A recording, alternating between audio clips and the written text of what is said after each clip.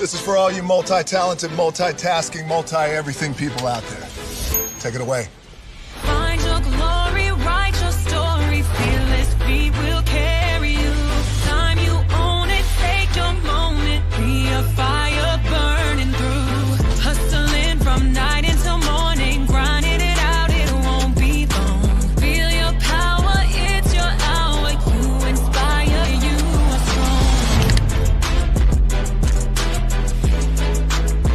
Enjoy your Zoa. No applause? You're all fired. Now that you've reached the stage in your life where quality television is important, Nubian TV is a Black network that speaks to your lifestyle. Nubian TV is the world's first digital network devoted to the upscale and political lifestyles of Black people. Nubian TV's programming includes politics, travel, fashion, food, automotive, arts and culture, civil rights, music, and more. Watch now on Amazon Fire TV, Roku, or watch globally at nubiantv.net. Nubian TV, it's what you want to watch. Hey, good morning, America.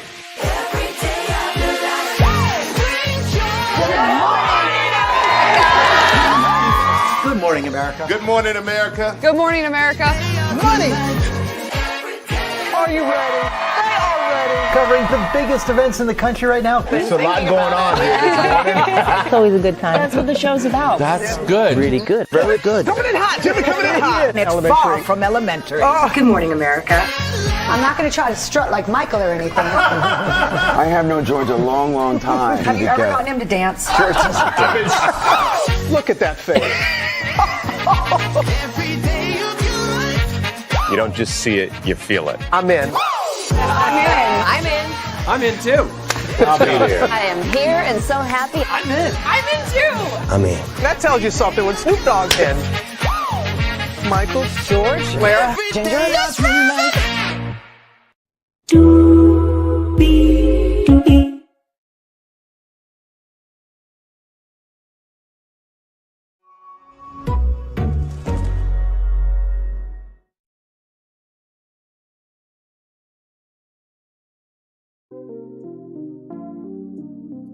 Well, hello to you, and you. Welcome in, everybody, to a bonus tour for Braylon's virtual tour live. This one's going to be fun. So I did something this past week, and I actually was a part of a panel with a content creator named Pam. So she has a YouTube channel called Remixing Politics Culture with Pam, and we did culture talk. So we're going to watch it live.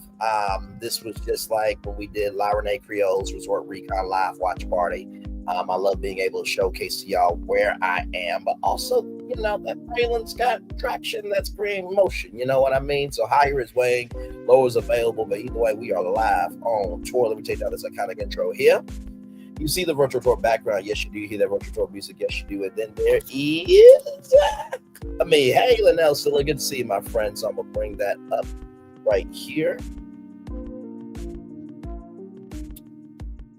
And ladies and gentlemen, here we go. So I'll be giving my commentary as this is going live. So it should be a good time. Here we go. Okay, here we go. Hey, my friend.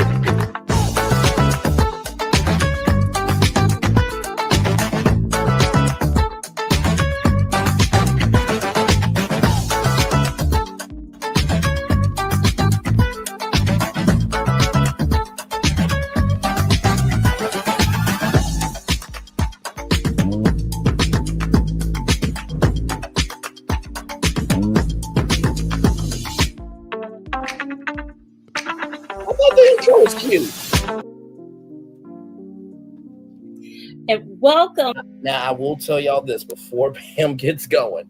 Pam looked on my LinkedIn, and there was some former positions that I did. So, you know, just want to give that disclaimer. Okay, here we go. Welcome back, everyone. Welcome to another edition of Remixing Politics and Culture with me, your host, Pam. I am a public relations professional and with a passion for social justice, voter advocacy, and culture. And tonight we're going to have a culture talk. That's a show that doesn't get involved in politics. Even I need a break from politics, and maybe you do too. I have 3 guests on tonight who are very up to date on the Diddy trial. I know that at least 3 of us are big fans of the YouTube blogger Tisa Tells. In fact, I met one of our guests because of her appearance on the Tisa Tells YouTube podcast.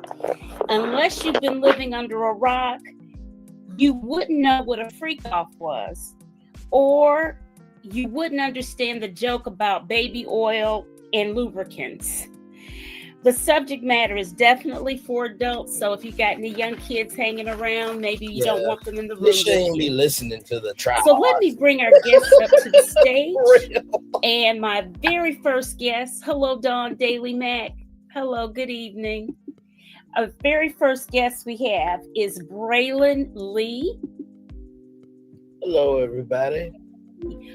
Braylon is a content creator originally from Little Rock, Arkansas, who now lives in Ohio and is a student at Kent State University.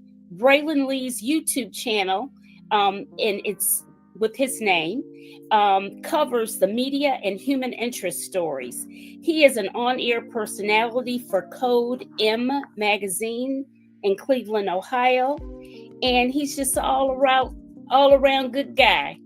Thank you very much. I appreciate that. I graduated from Kent State in 2017, and Code M Radio was a great experience. I actually got to be one of my big dreams was to be on iHeartMedia. So that's on the iHeartMedia platform. So I got to do that at 26. So I've been very blessed, and yeah. Life is good. I need you to update your LinkedIn to say that you graduated from Kent State. Yeah. I thought I did, but I'll take a look at it. Yeah. And welcome to the show, Mr. Brandon Lee. All right. And next up is no stranger to the show. We have Latrice Davis. Latrice, she is the senior court clerk at Queens County Criminal Court. Say that 5 times, right? Latrice is active in her community and serves on the Queens Community Board 6. She currently serves on the Land Use Housing Landmarks Committee, the Transportation Street Safety Committee, and the Committee for Those Without Shelter, which she was named the chairperson of in April of 2022. Latrice participates in numerous events as a community board member on behalf of her constituents, and she is a former AP reporter, Associated Press reporter. Welcome back to the show, Latrice. As always, it's a pleasure to be here. Thank you, Mr. Lee. No problem. And thank you for having me here. I look forward to the conversation. Okay. And last but certainly not least, we have attorney Johnda Scott Adams. And Johnda's little dog is barking. Johnda. Now let me tell you something. Johnda, sharp as a whip. It was Latrice, I think she fell off after the show. But myself, Pam, and Johnda, we had a good time. Me and Johnda exchanged channels, and Johnda is a good time. So much love to Latrice, Johnda, and Pam. But Johnda is something special for sure. I don't even like that thing. But anyway, go ahead. Johnda has been practicing law for over 20 years. She has worked as a public defender in the Commonwealth of Virginia. She's worked in criminal law and domestic relations with an emphasis on juveniles. Johnda is currently practicing law in Northern Virginia with the Alvarez law firm. Johnda is also an author and a podcast host, I can't even talk today. And her podcast is called Let's Be Honest with Just Johnda. And that's been going on since 2020. Welcome back to the show, Johnda. Hello, thank you for having me. Absolutely. What a night and what a topic. Yes, indeed.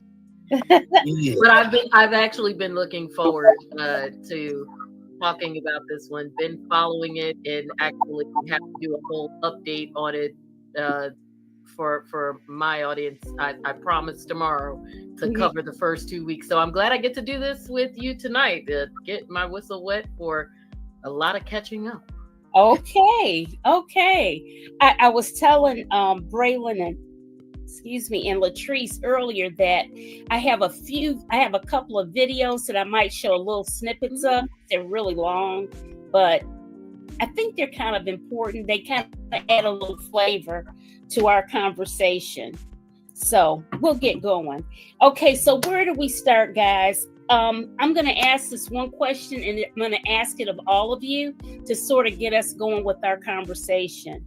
Braylon, yes. Where were you when you first heard that P. Diddy was in serious trouble, really think and that there might be a case against him, a federal case against him? Where were you, and what was your initial reaction? Where was I? I think I was at my place and just laying in the bed, chilling, watching YouTube, and saw a couple of articles, and my phone rung. And I'm like, okay, this is about to be interesting. So, to me, I feel like this, right? Ever since 2020, the world has been a yo-yo. It's just been up, and it's just been falling, and nobody wants to pick up the yo-yo. And I feel like with Diddy, with everything that has come out, there's no way he gets out of this. I mean, regardless of if he's guilty or not, his life is not the same. Yep. Oh yeah. Very consistent. Absolutely not. Very Absolutely. Latrice, same question. I was most likely at home, just thumbing through my phone, and I saw the news alerts. And when I heard that the feds were involved and that this was a RICO case, I thought, he was able to dodge trouble with the, with the shooting at the club when he was dating Jennifer Lopez. I'm not a conspiracy nut, but I definitely think Shine took the fall for him in that situation. And this was back in the 90s. Shine said that. He stated that. And then prior to that, when he organized the charity basketball event at City College, which ended up being a stampede, and he faced civil liability, he was able to dodge that. So I kind of felt like, okay, you've had 9 lives, used up your 9 lives, especially with the feds being involved. So that was my first thought. Okay, so Johnda, our attorney, what was your first knowledge of this whole situation? I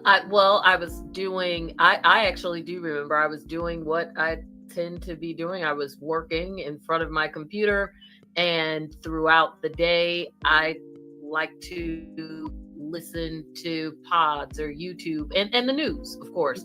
So flipping back and forth, and it pops up on my screen and it says Diddy indictment. And so I wasn't shocked because, as we know, because all of us obviously clearly are, news heads. I was not shocked because at that point, as we know, we were about roughly 10 months out from the initial, well, not initial, because as we found out, there were lots of cases even before Cassie's that were settled, but from the explosions, shall we say, that the Cassie case caused, which was, as we know, in November of 2023. And then of course we had the spring of 2024 with the raid on the home. So for the indictment to then come in, what was that, September? I believe it was September of 2024. It made sense because it was the dominoes were falling. You had a case that came up that was giving information. It was obvious that then other people were going to talk. Clearly the raid, we know that where that came from. And let's not forget, I totally forgot the video, because the video and the raid came within within about a month or so of each other as well. Or maybe about a few months, because I was reporting on it at the time. So you had the Cassie case.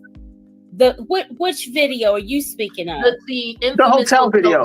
Hotel video. Right, but when did we see the hotel video? We saw the hotel video before the raid.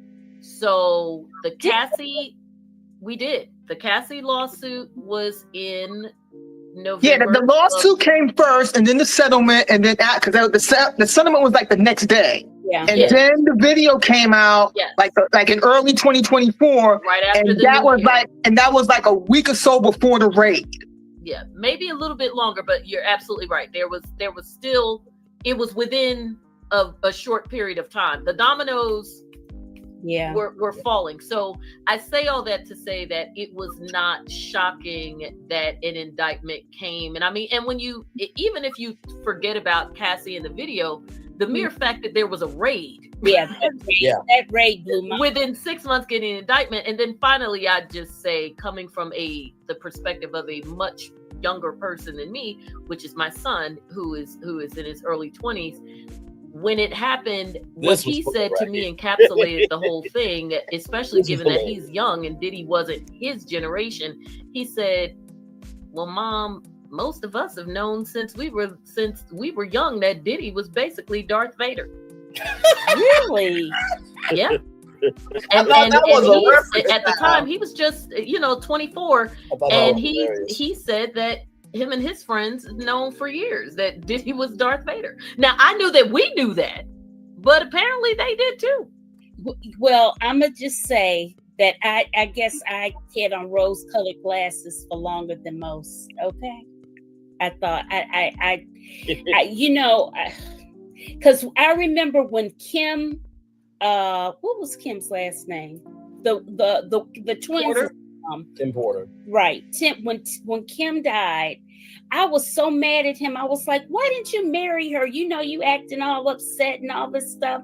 And at that time, I wasn't paying attention to him like that, other than I loved his Ciroc commercials and all of that. His branding and stuff was on point. I'm just saying it from that lens of. And I want to pause it here. And hey, three people, welcome in. If you wonder what's going on, I was on Culture Talk with Pam, with Johnda, Scott, and Latrice Davis, and Pam as well. And we're just doing a little watch party. I'm watching the content here. I'm giving you commentary, my thoughts on how I was in this experience. I will say, I think everybody can attest to Diddy's branding was beyond what could be done. I mean, he literally got paid to drink vodka and tequila. And Revolt TV and everything else. Hey, MJ, welcome in. Glad to have you here. So I think everybody can at least recognize that. I mean, Diddy was one of the biggest names in media, hip hop, and everything in between. So Mind that I thought it was par excellence. So I didn't think of him because I wasn't paying attention like that. There was always an underbelly when it came to Diddy. Yeah. And I think some of it possibly depended on where you lived and your generation. Yeah. I'm the same age. Well, I think he might be a year older than me, but I'm roughly the same age as he. I'm also from the Northeast. I'm originally from Jersey. So of course, it being in that same age range and the artists in the same age range, and also being in that Northeast. So you hear stuff, right. People that you went to school with, know folks that know folks. And then, as Braylon pointed out with the other incidents, there was always stuff. There was always little stuff. It was stuff with the artists and the money. There was always some money mess with him. Like people would always end up disgruntled, and then they kind of disappear. I'm not saying whatever, but it'd be like blah blah blah blah, and then gone. Yep. Like Mace, blah blah blah blah, then gone. So just there was always an underbelly. The parties seemed a little seedy. It was him, as I consider, riding Biggie's corpse to stardom seemed always made me a little uncomfortable. There's just stuff with him. And I'm glad you said that point, Johnda, because I'm close in age. I'm Puffy and I are a few years apart. And going back to Biggie, there were always rumors that Biggie wanted out of Bad Boy. Mm-hmm.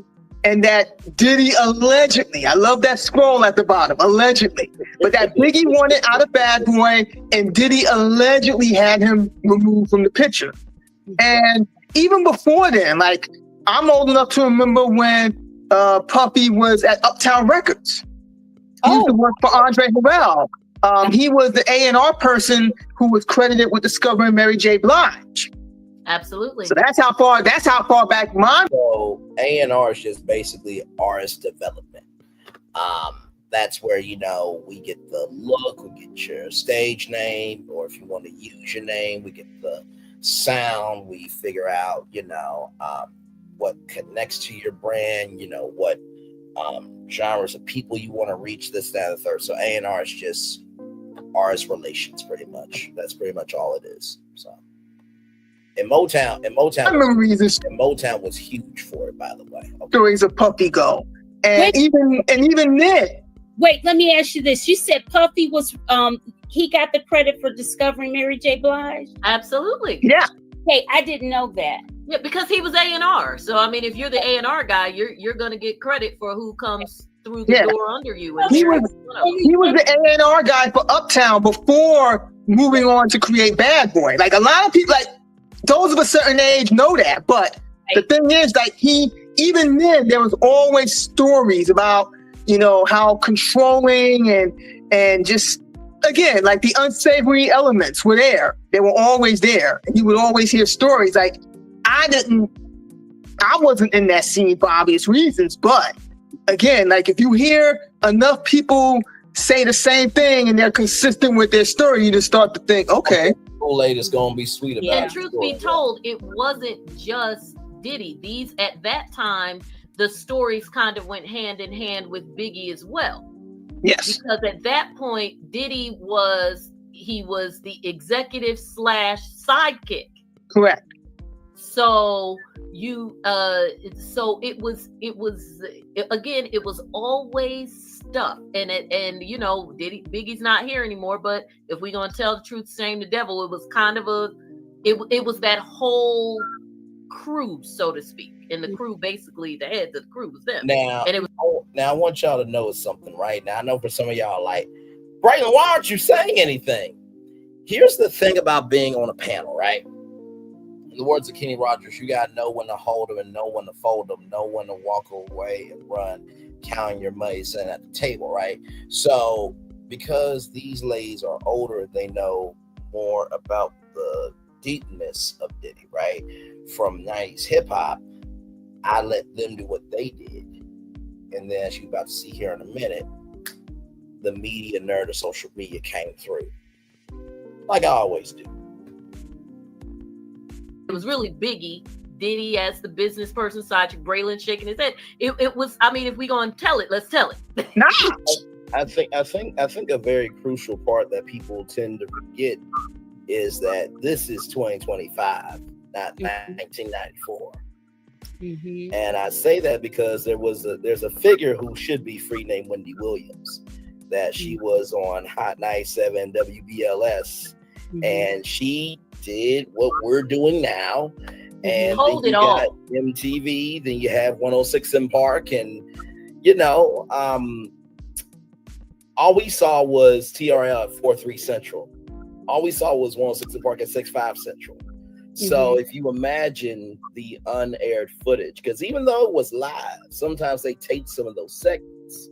One of the curiosities I wonder about the case is if Paramount Global is going to be called to court, because there was a show on MTV called Making the Band. I know where you're going with this. On a good day, you would take 12 hours of reality TV. On a bad day, it would be 14. Probably more than that. The story. And if you don't believe me, not saying y'all, but there was an article about the president and The Apprentice and how they have unaired footage of The Apprentice. Oh, we know. So, like I said, I don't know where you're going with this. Yeah, I'm loving every second of it. Keep talking, Braylon. Keep talking, Braylon. So yeah. So no, I usually come with the media angle on it, and from just the 9 days of the trial, I'm just like, this has to be a guilty verdict. And a lot of people were saying like, well, why would Cassie be at the beginning of the case? And I'm just like, y'all must not have forgotten about that lawsuit that was settled the next day. I was on YouTube, and I remember the day very specifically because it was me and Make It Make Sense sister on at the same time. I enjoyed. I was covering the fact that the lawsuit was settled the next day, and not to mention too, the attorney Mark Garrigo, who oh, he's such a smart one, because he said that there wasn't thousands of bottles of baby oil, but yet the government has pictures of multiple bottles of baby oil. Mark Garrigo, in a public available documentary called The Downfall of Diddy, the indictment that's available on Tubi rather, he said 1 bottle of baby oil goes a long way. Now, sir, if I was the prosecution, I will pull up that documentary in court and let you fall in your behind. And let's face it, because the judge is going to be like, how do you know that 1 bottle of baby oil goes a long way? And then you're going to have to turn your team and be like, Harvey Levin asked for my opinion.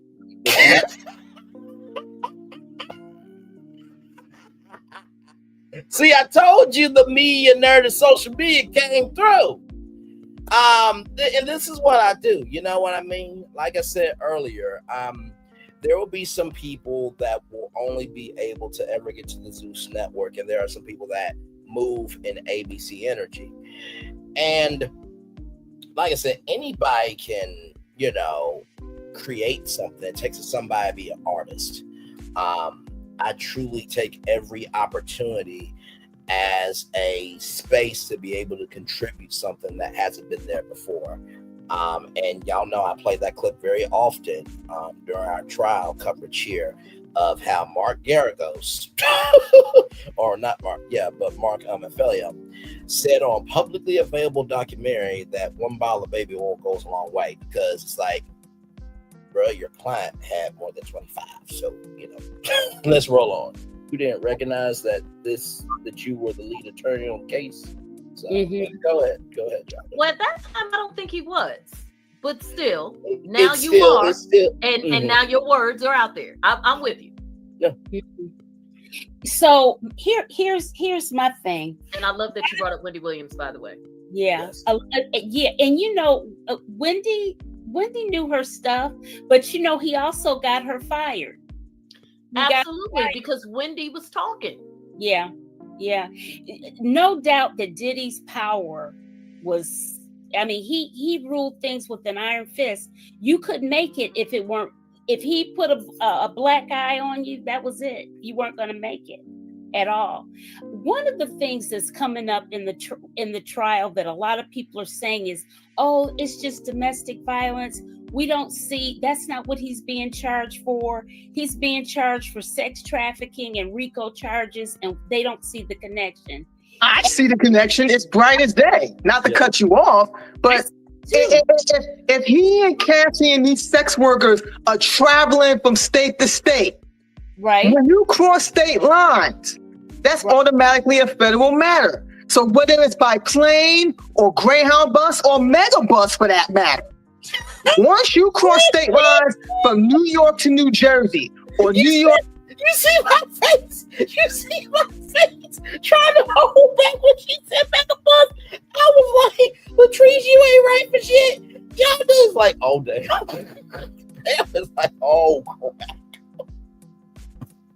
For those of you who don't know what Mega bus is, Mega bus is like Greyhound, but it's a double-decker Greyhound. I just thought that was hilarious. New York to Miami or New York to LA or wherever they were getting their freak offs on. Oh, now you got the feds. You catch the feds' attention. I mean, to me, it's a no-brainer.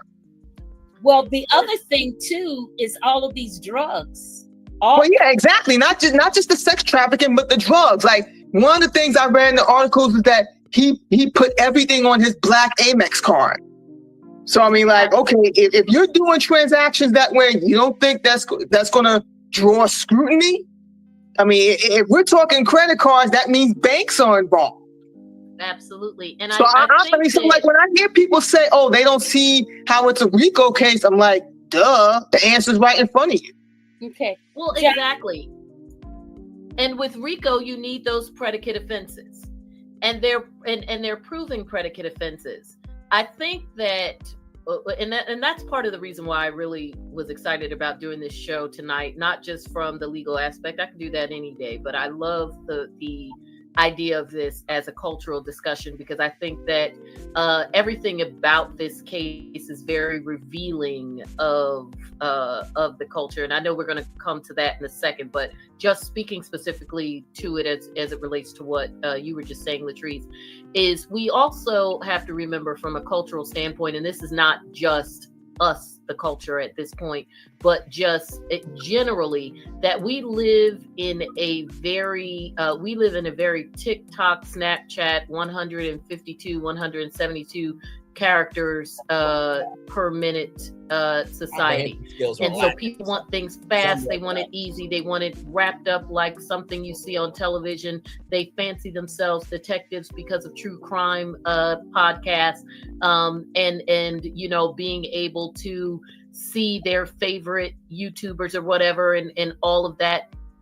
But that's not, and those of you, this wonderful panel you have, we know that that's not really how it works. We know that that is not how a case gets done, not how a case gets laid out. There's several reasons why Cassie was first. One, it's salacious. Yes. So and you get that out the way. You grab the jury, so it's salacious. Two, from a practical matter, she is pregnant, and you know, I know they say very pregnant, not pregnant, either pregnant or you're not, but in her case it applies. She's very pregnant, as in due any time now, so you don't want to potentially lose her as a witness and have a judge say, no, you can't use any of her prior statements because she was available when the trial started and you should have used her when you could. So that is the other part. That lays some of the groundwork for some of the things that both Braylon and Latrice were talking about in terms of moving people from place to place with the sex trafficking, the fact that there were drugs involved. We know that there were drugs involved, but she's someone who had firsthand knowledge of them. So then you want her. Now you bring in all the stuff that everybody else thinks is boring and they're going to tune out for, and then of course be sitting around pontificating about how the case wasn't proven. No, you all tuned out for the stuff that proves the case, because truthfully, the stuff that proves these types of cases is the boring part.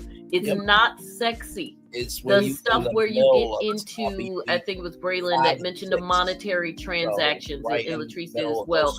That kind of stuff isn't so sexy. We got to get into receipts, and I don't mean receipts as in actual physical receipts. Like, you know, where was the black card used? What was it used for? Was it a business card? Was it someone related to the business?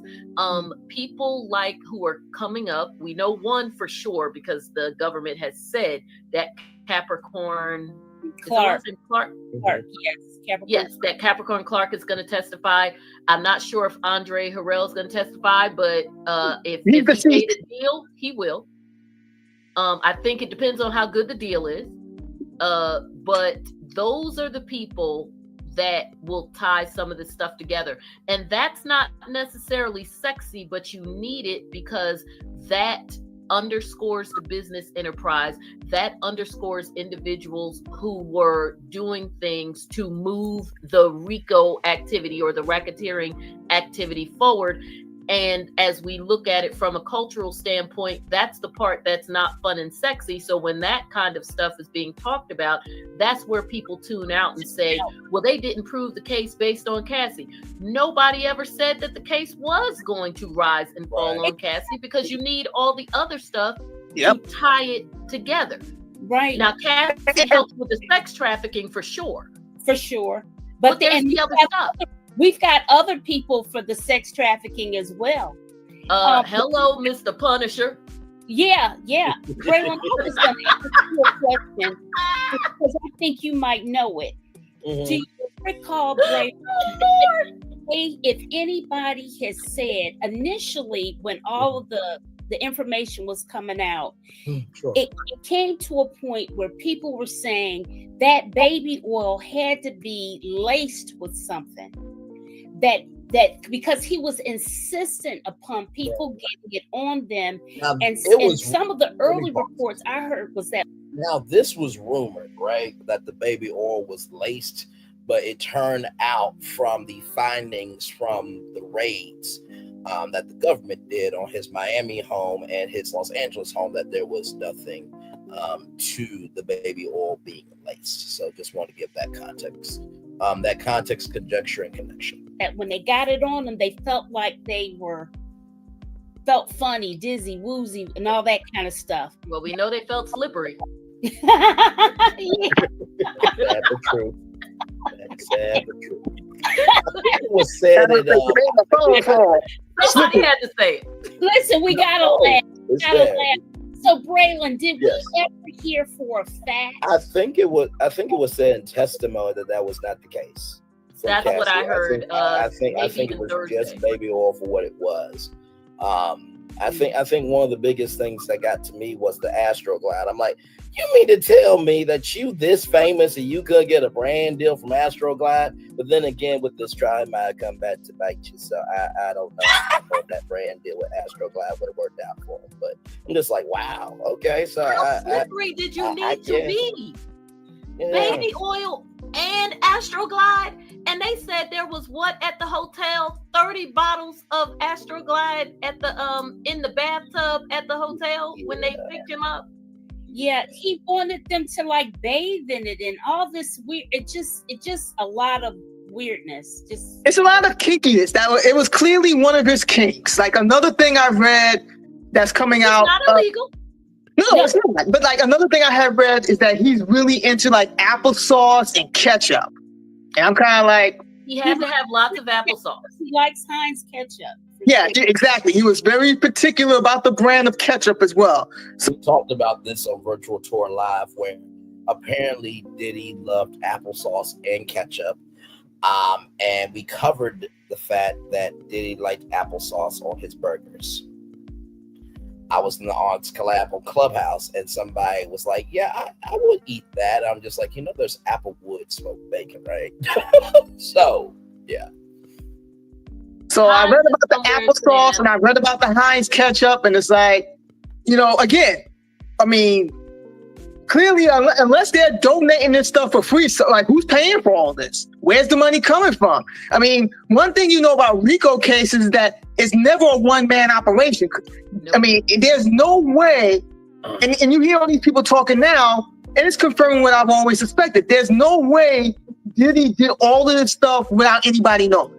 Like people in his inner circle, people at the bottom of the totem pole, like the low-level employees, even they may not have known everything, but even they had to know, hey, we're getting like 50, 60 cases of baby oil. Like, what's that about? Like, so I mean, so that's where the RICO comes in. And by the way, Andre Harrell passed away in 2020, so he would not be called. Oh yeah, that's right. Not him. The other guy. Why am I saying Andre Harrell? The other gentleman that got sued. There's another one that worked for him, second in command. Remember, there were 2 suits. Yes, I do. And yeah, it would make sense that he would be called to testify because he clearly knows things. And if he's smart, he's going to cut a deal and try and get immunity. Whether or not they'll offer it to him is another story. But I know we all know who I'm talking about. And I don't know why Andre Harrell came out of my face. Youngest Braylon, who is it? I cannot. I think he might have went to the Met Gala one year. The assistant to Diddy. I think Farnsworth Bentley. He was like, is that the name you were looking for? Farnsworth Bentley? No, not Farnsworth. I thought it was Farnsworth because that's the only. Like I said, I can barely keep up with my own life. Okay, so I did not know that right off. You know what I mean? And this is the thing too, whenever you're on a panel as an expert or as a contributor, right? Don't pretend to know something that you don't. If you don't know it, you just don't know it. Go off of what you know. It makes you more open, it makes you more transparent, but also too, it creates a vulnerability where it's like, oh, well, damn, this trial really is deep. I mean, even Braylon didn't know who it was. You know what I mean? So it makes you more credible. No, I'm talking about somebody that worked for him in the corporation. Oh, okay. Was way back. In that case, I can't tell you. Yeah, it'll come to me. I'll look it up. I'll in a bit. I'll go on mute and look it up, so I'm not tapping and you don't hear it on the screen. But I think the other piece when we talk about, because I think again when people want to just poo-poo this, oh, it's no big deal, it's just sex, it's just whatever, which is an issue with the culture. We getting there. I think that for most people, now, we know that there's some people who a lot of us, that some of this stuff is made very uncomfortable. And for me, it's not so much the sex thing. I think for most of us, the issue that's uncomfortable is the violence. Yes. And the obvious coercion and whatever. If you live on the planet long enough, or now in the age of the internet, you ain't got to live on the planet very long at all to know that folks get their freak on. Right. It is, the issue is when we get into a point where you're getting your freak on is violent or potentially causing individuals harm. Facts. Because like I said, this case is bigger than sexuality. So if you hear any content creator say, well, they're going after him because he a freak and it's his sexuality and this, that, and the third, unsubscribe from them. Or you know what? Just don't even go back to their channel for a minute until they get their mind right. Because like I said, this is bigger than, like I said, I like BBWs.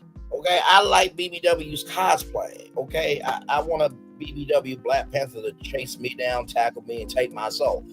But in the same token, it's all consensual. You know what I mean? So let's roll on. Or there's crimes involved, or even using the videotaping people with or without blackmail them. Potentially blackmail them, yeah. Blackmailing. That is where a lot of this stuff comes in. And even with the RICO, I've heard a lot of people say, well, only one person is being charged. That happens all the time. Just because if you want to make your RICO case, and the feds make them a lot, as their track record in winning is what it is, you get everybody else to flip.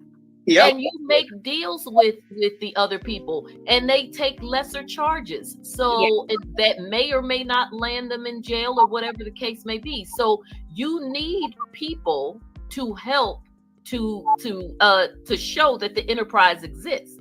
Correct. And some of those people may or may not be charged based on their level of cooperation. So yes, you can very well have a situation where there is one person who is being charged because that's the main person that you want to bring down. Right. Everybody else are just the ones that help you bring that. I always say RICO is like a triangle that helps to bring that piece together. The other two pieces at the bottom of the triangle don't have to be charged as long as you get the head. And if you look at the R. Kelly situation, you didn't have an army of people that were a part of that case and 57 co-defendants. It was R. Kelly. And then it was clear to most of us that some of those other people that they used were clearly charged or would have been charged if they didn't testify. And that's what I think is happening here. There's deals being made. Oh, absolutely. Absolutely. We're going to see testified from this point out. Braylon, I want to ask you as the only gentleman on this panel. Yeah. I am very curious as to your other male friends that you may talk to, that you hear scuttlebutt from about this trial. Hip hop has been to me, is filled with misogyny. Okay, it is what it is, and I just wondered if hearing all of the horrific details and stuff of what Cassie went through and whatnot. If you're hearing it of any of your male friends are having different ideas about domestic violence or any of these things, are they beginning to understand, wrong is wrong and there's no areas of gray and that type of thing? Well, let me say this first of all. I think that we have to recognize that we can't paint the whole genre with a brush. Because there's a brother named LL Cool J who has his own company called Rock the Bells that has been doing excellent. You got Ice Cube, you got Run DMC with Run's House. So I think that this trial has woken up hip hop in more ways than one when it comes to my male friends. I think it's allowed us to maybe see it from a vantage point that we haven't been able to before because we only know what we know. Most of my male friends, they come from the village I come from, that, right is right, wrong is wrong. That, if you did something wrong, you play auntie or your uncle or you play grandma or grandpa would whoop your behind and then tell your mama so you can get 2 more whoopings when you got back home. That's the good side of raising. Okay. I wish more were, but I don't know if that's what we're dealing with now. Say that again. I wish more were, but I don't know. I think you are more and more rare. Yeah, and that's why I've come to recognize that for the men that have defended Diddy, I'm just like, somebody were to do this to your daughter, would you have the same energy?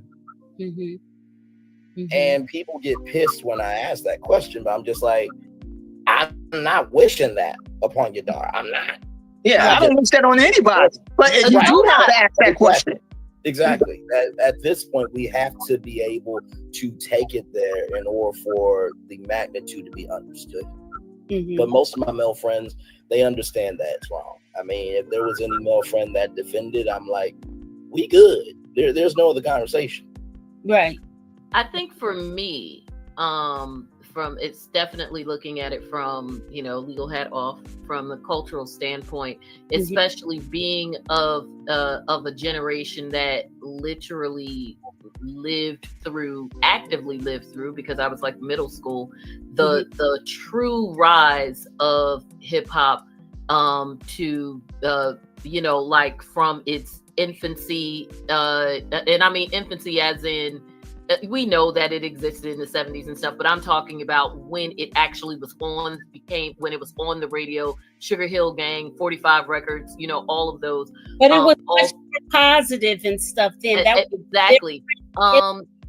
And so we watched the rise of it. I was, in college or in my early 20s during the BET After Dark years in the mid to late 90s and all of that, and then continued to watch what went on. I say all that to say that in being, because of watching and actively growing through the evolution of hip hop to become the behemoth that it has become, what I was expecting, and it just so happened to culminate in the Diddy case, although you saw it coming a little bit with some of the Russell Simmons allegations. There was a long overdue reckoning for hip hop, a hip hop Me Too, if you will. That was long overdue, that me and many of my peers had talked about for years. I've even said, I remember years ago on my own podcast, that sooner or later, Me Too was going to have to come through the hip hop community, and when it did, it would be long suffering to get for it to actually get a grip. And it would be very interesting to see how it played out, and what I thought is exactly what is happening culturally, because the difference between what you're dealing with with a reckoning in hip hop versus in the acting world, in the business world, or whatever, is you are dealing with a difference in culture, and largely people who look like us, whose first instinct male and female, because the misogyny and misogynoir runs very deep. Because for us as a people, it comes from a place that actually has nothing to do with hip hop. It is a cultural thing that runs deep in us, actually coming from our main cultural base, which is the Black church.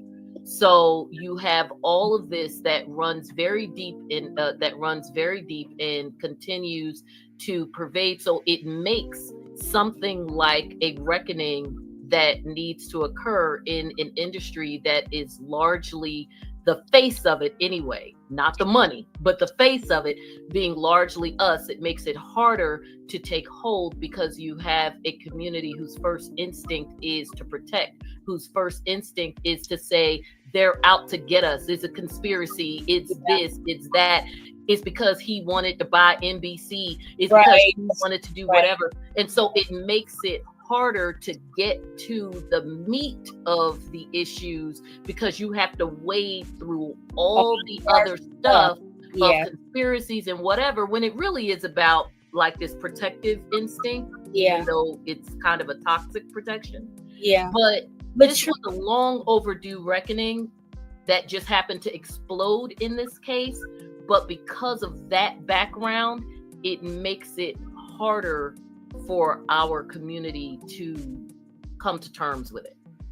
So I wanted to pause that there because Johnda said everything that needs to be said and then some. You know, when a reckoning happens, it's almost like a hurricane, right? You don't see it right away, right? But you hear about it through the National Weather Service if the president hasn't gotten rid of it.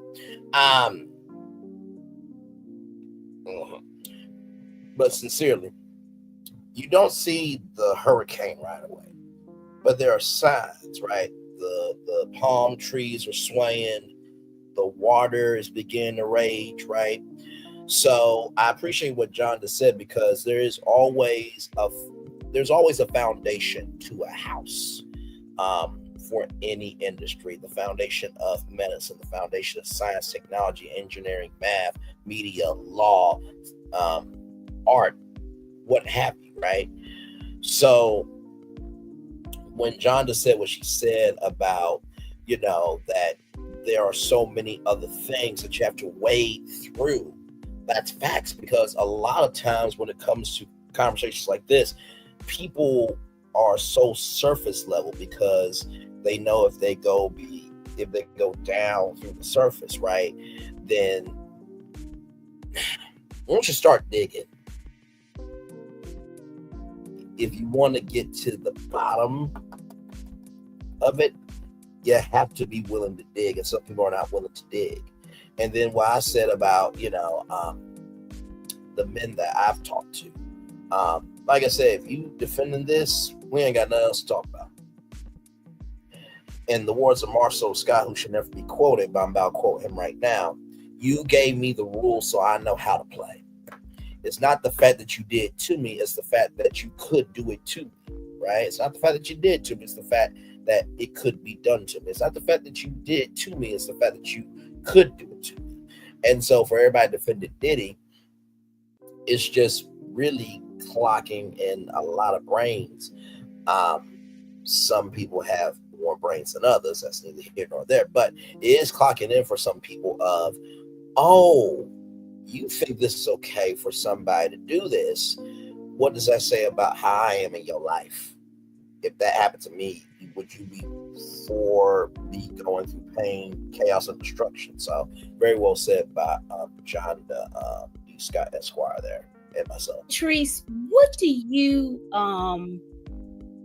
are you hearing? Because you're born and raised in New York. Yep, born and raised in Brooklyn, live in Queens, call New York home most, if not all, of my life. Right.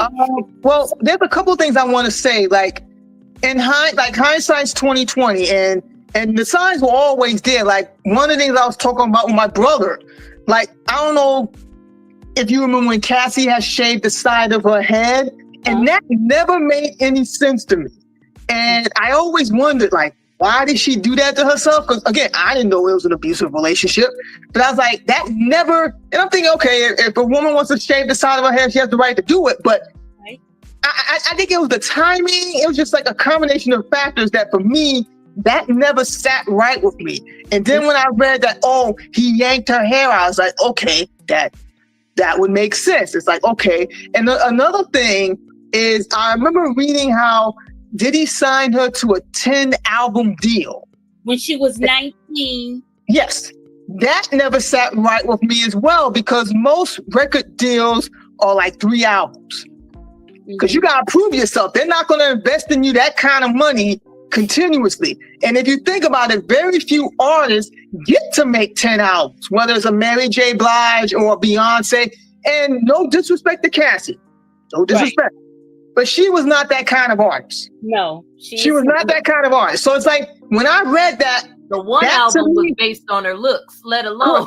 She has pretty. But when I read that 10-album deal, to me, I just thought that was economic control.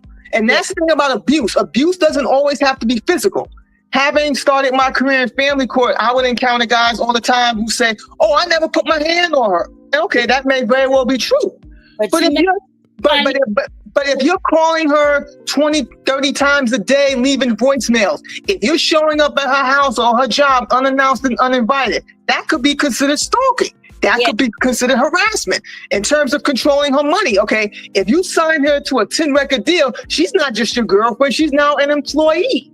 Yes, yes. And she was 19, people. She was that too. But like, again, there were all these red flags. And it's like, wait, it didn't sit right with me. But it's like, again, I didn't know that he was abusing her at the time. And it's like, and when I saw the video at the hotel, again, all the dots just connected. Yeah. So basically what I'm hearing is most people, they think he's guilty. Mm-hmm. They're just going to wait and see the trial run its course and have the process play itself out. But most people I've encountered and talked to about the trial, they think he's guilty of sin. Well, anybody disagree about the RICO? Anybody commenting negatively about that, or that they're just saying, okay, this is just domestic violence and it's not RICO? Are you hearing any of that in New York? I've seen that chatter on social media, but not face to face. Okay. Now, Braylon, you brought up a great point earlier when you were talking about the making the band stuff. And that was one of the first things I thought about when everything started going down. I was like, so did people just forget what we saw on Making the Band? Stuff that's, by the way, interesting how we all know that despite the shenanigans that they let go on Rock of Love and whatever. Now that had to do with just, goofy sexual antics and whatever. But they would have never let him treat a bunch of white kids like that. Let's call that what it is. Viacom would not have allowed him to treat a bunch of white kids like that and be on the air. Now that's an aside, because that unfortunately is part of the culture mess that helps with the culture mess. Because when we look at it, we're like, we know that to be true, so that feeds into this is just because he's black, and because there is certain stuff that is allowed to go on one way because we're black, but another way no. Right. So it's like, what's okay and what's not. So it was okay for us to watch a bunch of young black kids who didn't have nothing but a dream be encouraged to brawl weekly, and be tortured walking, miles and all of that kind of stuff.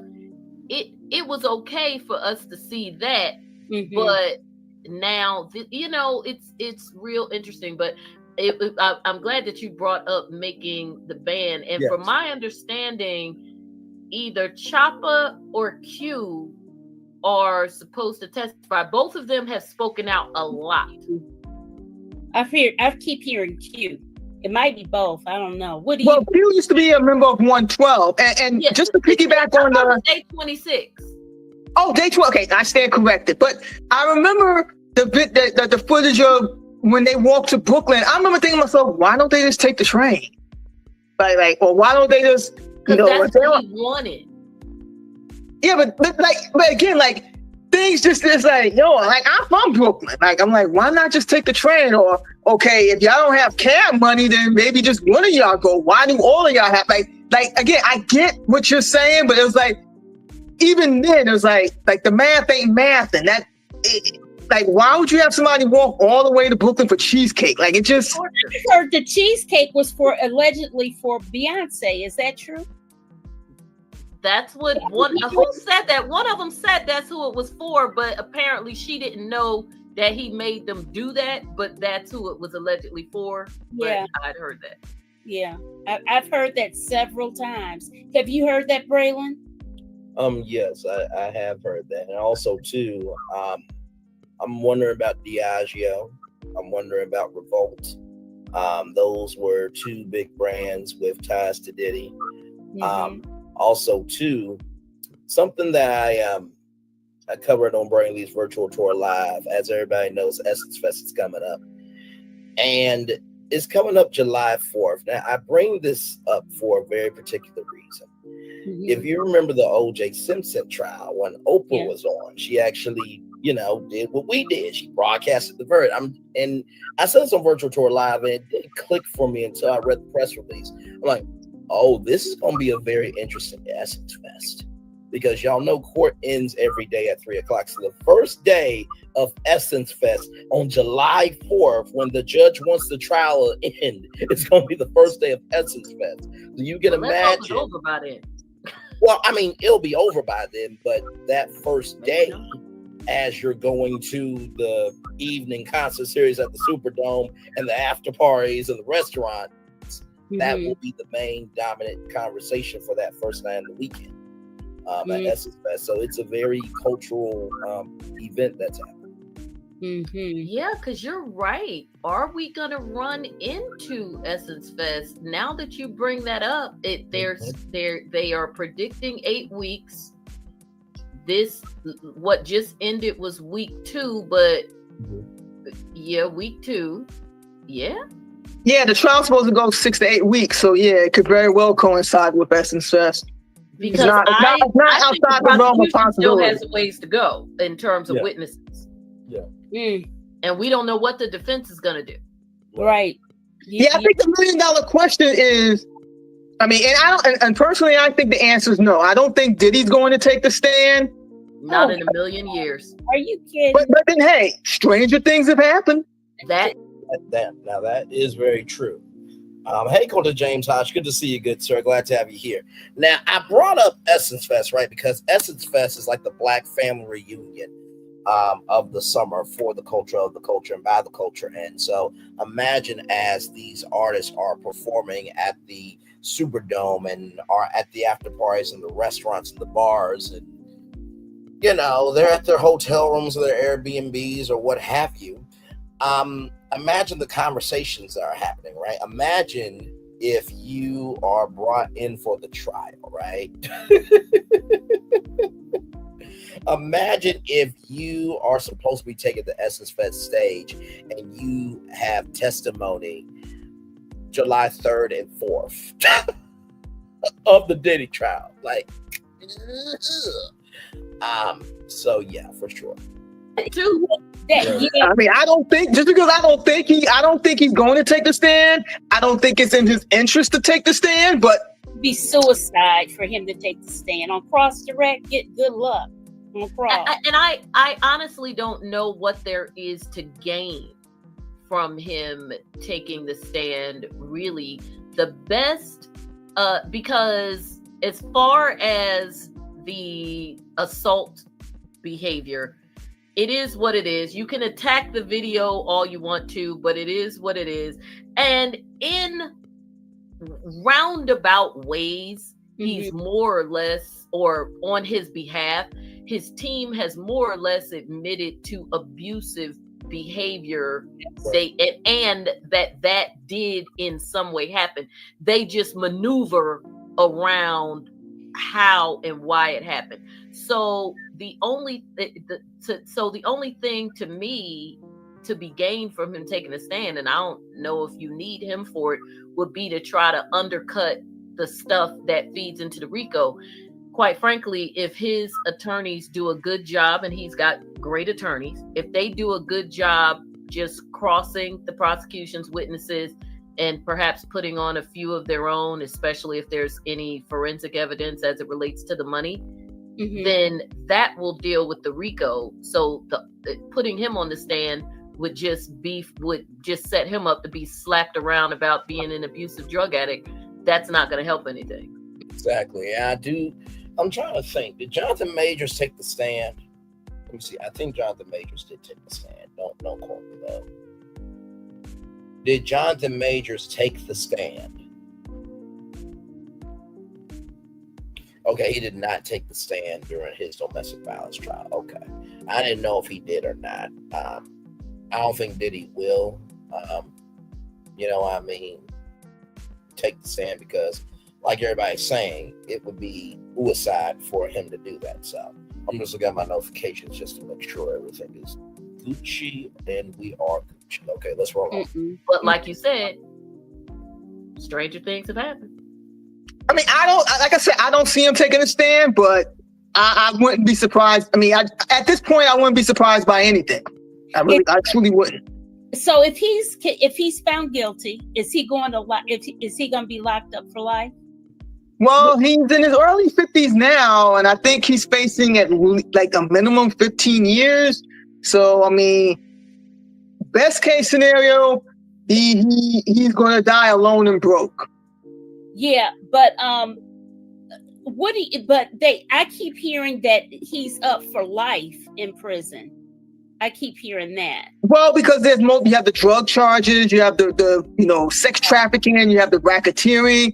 So, like, again, assuming that he's convicted of everything, of all the charges, then yes, he'll likely face life in prison. But I think the minimum is 15 years. It's 15 years to life. And I think they're just kind of saying that based on his age. Like, if you're 54, 55, and you get 20 years, that kind of feels like life. Yeah, it is life. Especially since with the feds, you do damn near all your time. Yep. Won't he get credit for the time he's already done, though? The 8 or whatever. The stuff. Yeah. But if you're sentenced to, let's say he gets 25 to life. I mean, okay, yeah, he's getting credit for time now, but that's not much of a consolation, because that means you got 24 more years to go. And go to Camp Cupcake or someplace like that, Johnda? No, he's not. Well, I'll be fair. If he is convicted, because people get convicted of RICO offenses and certainly get Camp Cupcake, but a lot of times it depends on what those underlying charges are, because you got to prove certain underlying predicate offenses. So obviously, if the underlying offenses, let's say the underlying offenses for your RICO are purely financial crimes, then yes, you probably would end up with Camp Cupcake. But if the underlying offenses for your RICO are more serious or violent offenses, then it's a little, you can ask for it, but chances are you would be leaning, the best you could expect would be more like a medium security, as opposed to you being at Camp Cupcake where you're wearing the khaki pants and what have you. And then also, the feds have to want to give you that, and more importantly, the judge has to want to give you that. Okay. And if they think you are a dirty, rotten piece of dirt, and again, that's where culture comes into play, because we know that there has been people who have been convicted of, had some ugly underlying offenses. Yes. But RICO was the only way they could get them, i.e. mobsters. And some of them were able to get nicer accommodations. Will that happen to a Black man in 2025 America with America that currently with a K as opposed to a C? and all the other, all the other things that are going on underneath it. I don't know if he's. But I think another thing to keep in mind is where he is sent. Like, will he be close to family, or will they send him far away? Like, I think about the Unabomber. Like, when he was sentenced on federal charges, he pretty much exiled himself from his family anyway. But like, I believe Diddy has, connections to New York and LA. Yeah. They may put him in Kansas for all we know. We have to wait and see. Exactly. I mean, the good thing with him is, compared to some of these other people that may get put farther away from family, is that his family is positioned to be able to, they may not be as rich as they were when he goes in, but there will be some money, because folks have a way of knowing what to do with their money. There's a reason why he kept the house in Florida. Florida has very, very generous homestead laws. That's why OJ went to Florida, because then they weren't able to touch his retirement and his home. So he's been rich for a long time, and long enough to know what to do and to make sure that his kids are properly taken care of. So unlike us regular folks, if he gets put in Timbuktu in jail, at least his people will be able to see him. Okay. Well, but then you have to keep in mind the civil lawsuits that are pending, assuming that this trial runs its course. Last time I remember, I think it was about 400 lawsuits, if I'm not mistaken, that Diddy has. 6 to 8 weeks, whether he's found guilty or not guilty, he's still got a slew of civil cases pending. So he's going to be bled dry, or nearly dry, one way or the other. So yeah, he's not going to be destitute, but he definitely won't have the money flowing like he did 10, 20 years ago. Those days are over for him. Those days are gone. The white parties are over. Yeah. Braylon, yes. I always have to ask you some questions. Make sure that you stay in the loop. What did you think about those guns that they found, that the serial numbers were shaved off and all that kind of stuff? What'd you think? I'm not surprised by that. There was 2 shows called Power Empire that said the quiet part out loud about many things. Especially Cookie coming out of jail after 17 years, probably won't happen for Diddy. But just saying, when it comes to this, maybe not to a thriving record company. Exactly. That part. But no, I wasn't surprised by that. I think I look at it like this: if he would do that, there's other things he could do. When the raid happened in, I think because it happened in Miami and LA. Yeah. Next week, the LA police department and fire department will be on the stand. He was pacing back and forth on an airplane tarmac while his kids were arrested, right? So I'm not surprised by any of it. I think that, in the words of Optimus Prime, there's more than meets the eye. And, it's eventually Decepticons got defeated. And what about little homie, his homeboy, the former college basketball player, the young white man that had the drugs and the money? Hey, what happened to him? He get his mule. They called him his mule. Right. Remember, wasn't he at the airport with him? Yes. Right? Am I mistaken that? No, you got it right. The mule. They got him and he got a deal, but we ain't heard nothing else about it. Because he got a deal and now he got to be somewhere protected until it's time for his testimony, if they feel they need it. But that's why we haven't heard from him, because that young man is got to be protected. His life is in danger. I think, quite frankly, a lot of folks' life is in danger. People think that what is it? Witness number 3 or 5? The Gina person. I think it was witness 3, if I'm not mistaken. It was witness 3.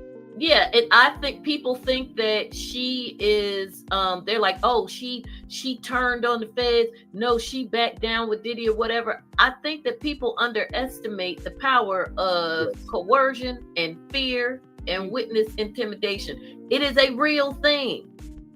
And in situations like this, it's real because some of these people, especially the young women, and as we are finding out, men as well, have dealt with his wrath or the wrath of the people that he hired. So these things are not just threats to them, they are real. Buddy is a prime example of finding out that Diddy wasn't just talking about it, he made things happen. So if you are a person who has received them hands or something else, then the threat is real. And you're going to move accordingly. Yeah. That's something. And if you're told, I'm sorry, Braylon. No. Finish your point. Go finish your point. I'll go after. No, I was just saying, if you're told, open your mouth and see what happens, you already know what happens because you've been knocked around before.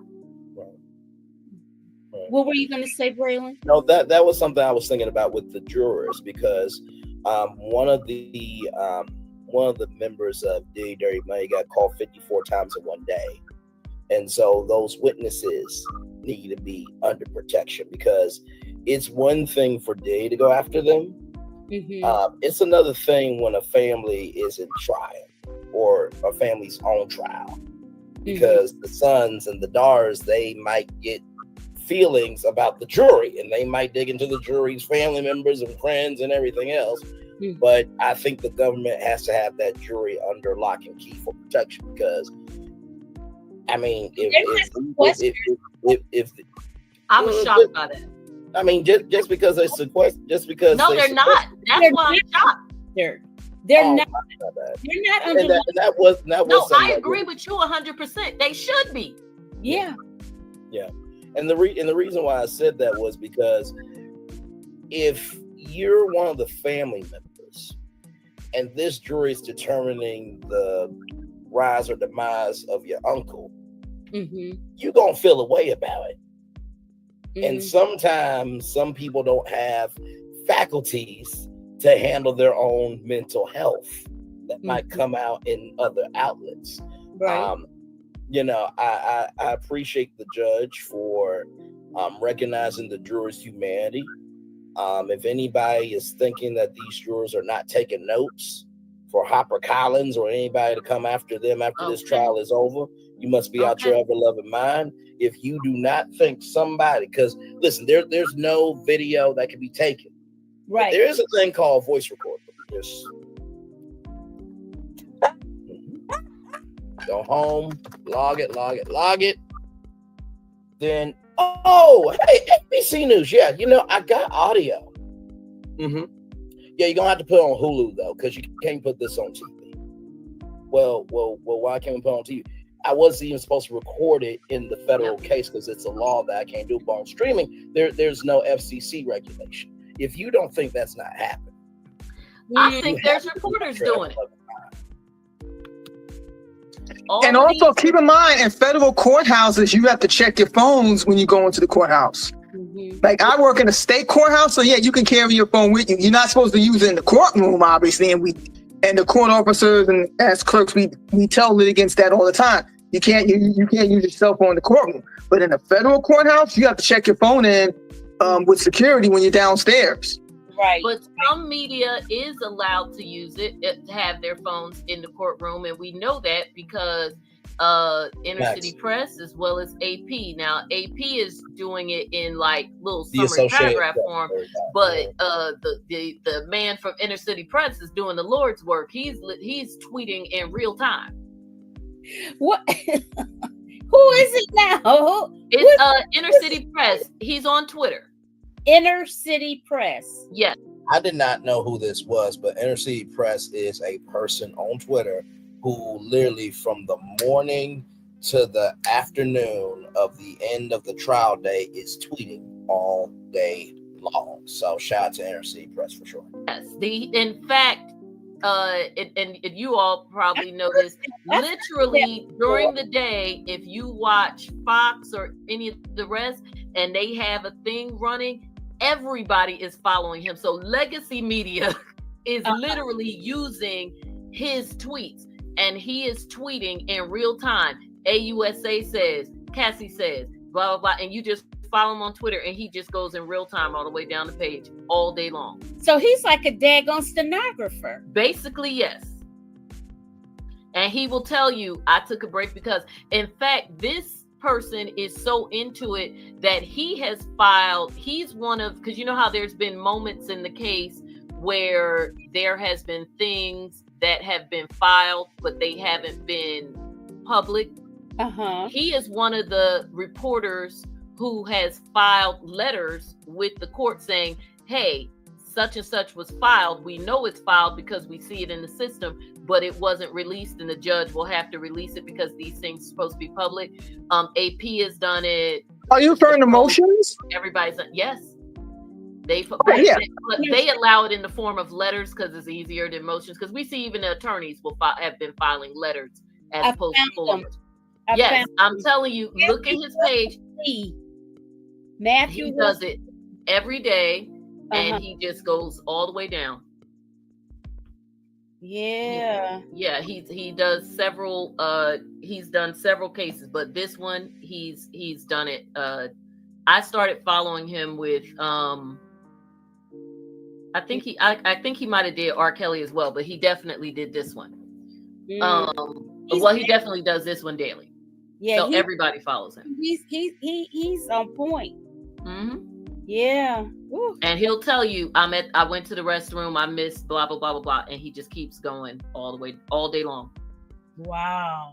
Yeah, but anyway, some of the things, back to what Braylon said with the recording, I don't doubt that there are people who from legacy media who are allowed to take their phones in, that some of them are recording. It's just too tempting not to.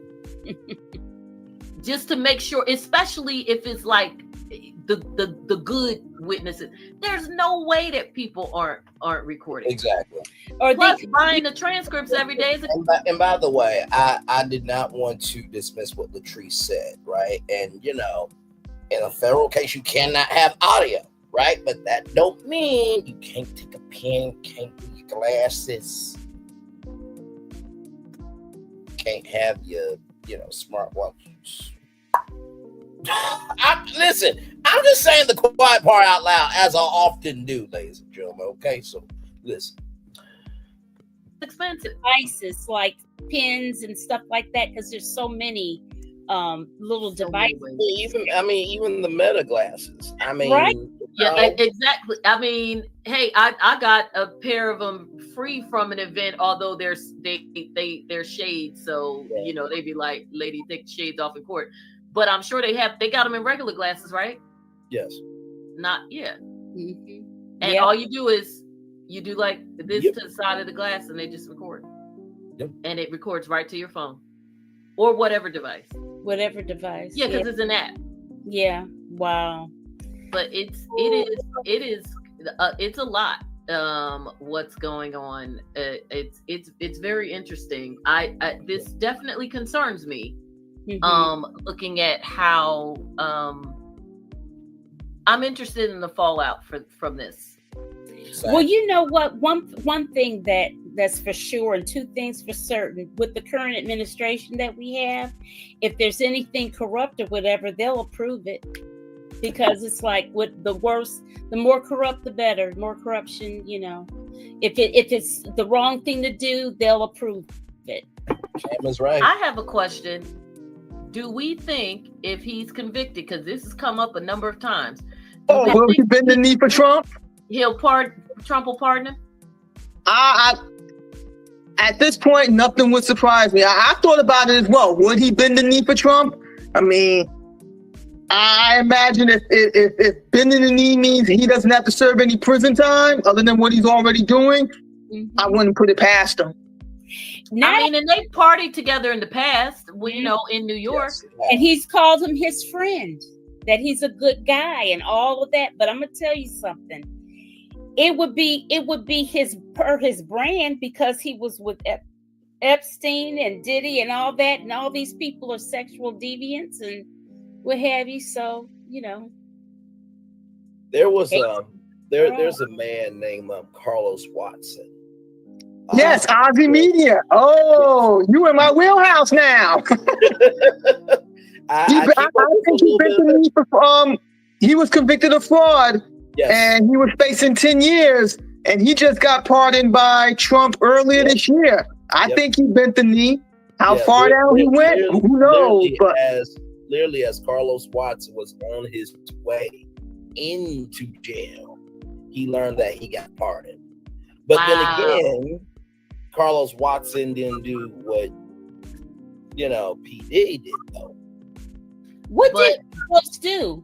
Carlos Watson was convicted of fraud. Like, and here's the crazy thing, because I followed Ozzy Media, and I went to Ozzy Fest, and so when it imploded the way it did, like, it was like, wow, because I don't want to say I was on the inside, but again, I was I followed them, and I knew about what they were doing and the work they were, or the work they weren't doing anyway.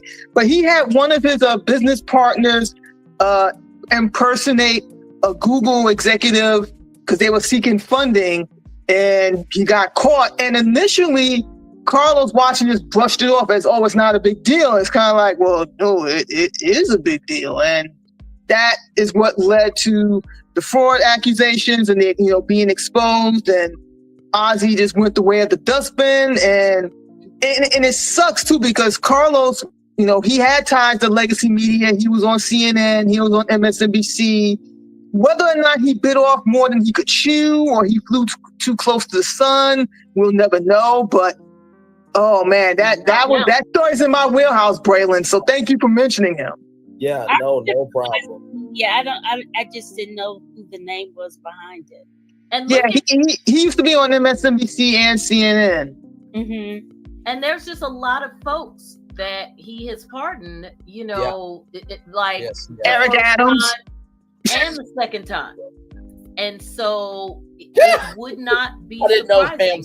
I know that these charges, we talk about the sexual acts and all of that, but if you really think about it, because of what he is charged with, the excuse could be, as far as Trump's people is concerned, I think she got knocked. She may have knocked herself out accidentally. The truth, the excuse could be, well, he didn't get convicted of hurting her physically. He didn't get convicted of some of these more deviant things. Those were just things that were brought up, but what he was actually convicted of was racketeering. So that could be the excuse, you know what I'm saying, to say, well, we're not pardoning someone who is, who's convicted of, the assault and all of that, because that's that's not what he was convicted of. That would be a good excuse for his people in trying to work on his pardon. And even if Trump was questioned about it, but he doesn't care if anybody questions him about anything. I think we're thinking of him in a logical sense that doesn't exist when it comes to his power. He's not normal. Nothing is normal. But listen, guys, we went over. We're like at 9:13, and I have enjoyed our conversations. I appreciate you all. It was a good time. Braylon, I certainly appreciated you. No problem. You guys, we done good. Good job. And I hope that, and listen, there weren't that many questions. I think people are just listening. So I appreciate you, and let's just wave everybody off. See you next time. See you soon, everybody. Good night. Be safe. Good night. Be safe. Good night. We got a way to go. Yes, we do. And like I said, the Carlos Watson case was really interesting because Samir Rao impersonated a YouTube executive by saying that the Carlos Watson show was a YouTube original. As you guys know, YouTube Originals used to be under YouTube Red, which is now YouTube Premium, and inflated numbers and statistics and this, that, and the third. And it was for a Goldman Sachs investor call to raise $50 million for Ozzy Media. Now, I showed y'all that I was on the Ozzy Media presidential after show when President Joe Biden and Vice President Kamala Harris were elected, right? Very pivotal moment for me to be in that big of a space, but I had no idea of the inner workings, right? And then there was a show called Black Women Own the Conversation on the Oprah Winfrey Network, that there was a fake contract that Samir Rao and Carlos wanted one of the executives, it was a female executive, if I'm not mistaken, to sign the fake contract for OWN. So, like I said, if I could interview Carlos Watson, that would be a huge interview for this channel. But, you know, I just move accordingly. And if God allows it, he allows it. And if he denies it, he denies it. So hope you guys enjoyed this watch party. I'm going to turn off my camera now because we done the whole show for over an hour. Yes, we have. This has been a fun one. By the way, I wanted to show you guys. So here is Pam's page right here. So she's got 454 subscribers, but it was a wonderful, wonderful time. To give you a little context, I was so tired, y'all. I did not want to be on camera, right? But, you know, Pam said that, you know, she labeled me or put me up as a guest. I have to give a shout out to my man, Mr. Pratt. Know him from LinkedIn and from a very known platform that I utilize often on Braylon's Virtual Tour Live. If you know, you know. And then here is Just Johnda here.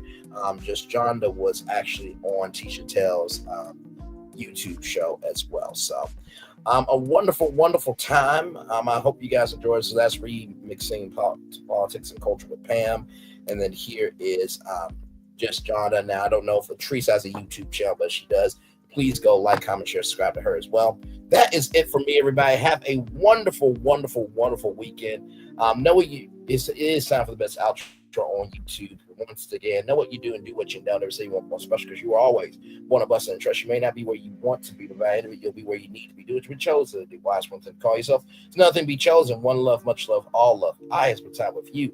You has spent time with me. And hopefully by spending time together, we'll be great together. And always remember where you're doing radio, television, YouTube, living your best life, or you just showcase and listen. You're not defined by how much you move around, but it's the quality of energy that you give when you go to different spaces. Make sure the replay is not just right for you watching, not just right for you listen to, but for you want to experience it again. I love you. I value. I embrace you all. Always remember, see love you gotta give it, or see love you gotta give it, or see love you gotta give it. Wherever obstacles you have overcome, where success you have achieved upon this particular day, I'm extremely proud of you. But no one else is proud of you. Be proud of your damn self. And finally, y'all, I have often said this. Floyd Mayweather said this. Floyd Mayweather said, I don't look at somebody's success based on how long they've been in the game. I look at somebody's success when they no longer have the game to support them. So when you're no longer in the industry, who can you call on that will pull through a favor for you? Who can you call on that would be willing to give you a job? And most of all, how is your social capital where you can't create any more social capital in that industry? So,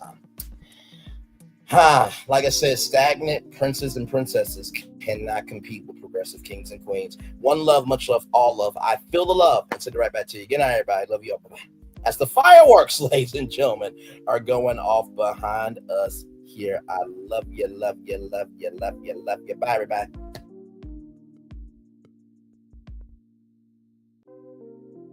I thought I should tell you they've been talking about you. Yeah, they've been talking about you. They've been talking about the fact that they've done everything they could to stop you and everything they could to block you, but you still win. They've been talking about the fact that they have undermined your success and they have tried to sabotage your seasons, but you keep winning. They've been talking about the fact that even though they don't like each other, they get together to try to kill you. but you keep winning. They've been talking about the fact that you were voted least likely to succeed, but like cream, you keep rising to the top. They've been talking about how they tried to burn your world down, but like the phoenix, you rose from the ashes. They've been talking about you, and you know what they say? Oh, she's just lucky. He's just lucky. But no, you ain't lucky. You're anointed. You got something on you. You got favor on you. You got power on you. You were born to win. Now they can call it luck, but it's grace. They can call it luck, but it's favor. But whatever they call it, it doesn't matter, because you know what God calls you? Do you know what God calls you? A winner. I thought I should tell you they've been talking about you. Yeah, they've been talking about you. They've been talking about the fact that they've done everything they could to stop you and everything they could to block you, but you still win. They've been talking about the fact that they have undermined your success and they have tried to sabotage your seasons, but you keep winning. They've been talking about the fact that even though they don't like each other, they get together to try to kill you, but you keep winning.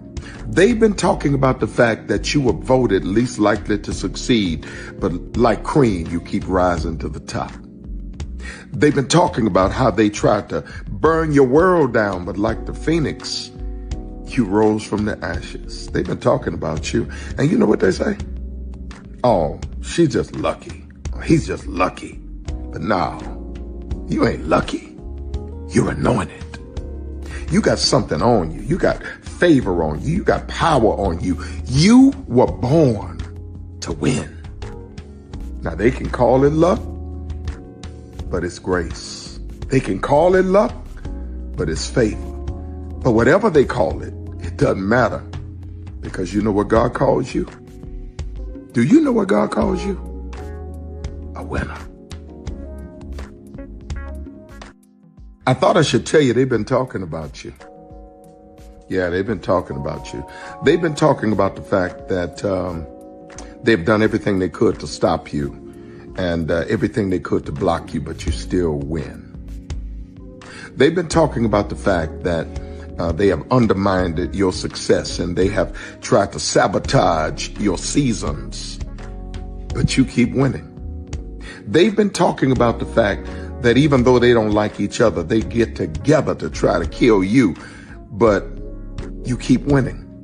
They've been talking about the fact that you were voted least likely to succeed, but like cream, you keep rising to the top.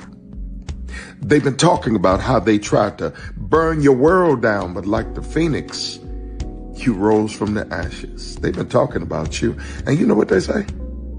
Oh, she's just lucky. He's just lucky. But no, you ain't lucky. You're anointed. You got something on you. You got favor on you. You got power on you. You were born to win. Now they can call it luck, but it's grace. They can call it luck, but it's favor. But whatever they call it, it doesn't matter, because you know what God calls you? Do you know what God calls you? A winner. Good evening. My name is Mark Woodbury. I'm the chairman and CEO of Universal Destinations and Experiences. Well, we're finally here. Tomorrow we begin a new chapter at Universal Orlando Resort as we open Epic Universe. We built this place for you. I want to thank you, our fans, for your love of our stories, characters, and immersive experiences that inspired this incredible place. Epic Universe represents over 8 years of meticulous planning, immense creativity, and innovation, combined with unmatched craftsmanship and operational excellence on the part of thousands of people who have brought to life the stories and characters that live beyond each of Epic's portals. But it represents so much more. Your love of Universal and the deep connections we've shared together here in Orlando over the past 30 years inspired us to dream bigger and to push the boundaries to create something extraordinary for you and for generations of fans and families to come.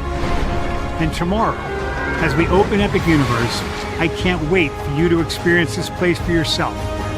Now it's your turn to step inside, to lose yourself, and to share this place with the ones you love most. As we open this park, we hope your world becomes a little more epic. Tomorrow, Epic Universe becomes yours.